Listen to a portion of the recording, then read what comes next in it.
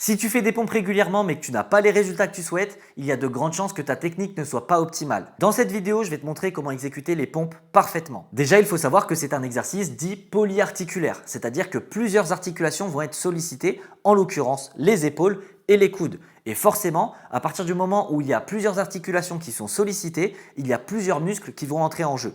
En l'occurrence, les pectoraux, les triceps et le deltoïde antérieur, autrement dit l'avant d'épaule. Une fois qu'on sait ça, on comprend qu'en fonction du positionnement de nos mains, on va plus ou moins solliciter les pectoraux, les triceps ou l'avant d'épaule. Aujourd'hui, on va se focaliser sur la pompe classique, celle qui a pour but de solliciter au maximum les pectoraux. La première chose à voir, ça va être le placement des mains. On va prendre un écartement légèrement plus large que nos épaules et on veut avoir les mains en dessous des épaules pour que quand on descende sur la pompe, on ait les mains au niveau du torse, tout simplement pour avoir un étirement maximal des pectoraux et pour pouvoir vraiment les solliciter quand on va pousser. Quand on se met au sol, ça va donner ceci, les mains légèrement plus larges que les épaules et on va venir se pencher vers l'avant pour avoir les épaules au-dessus des poignets. Comme ça, quand on va descendre sur la pompe, on aura bien les coudes alignés avec le poignet et on retrouvera ce mouvement de poussée qui sollicitera au maximum les pectoraux. Une fois qu'on a bien positionné nos mains, on va faire attention à ne pas creuser le dos et à rester bien gainé. Pour ça, on va faire ce qu'on appelle une rétroversion du bassin,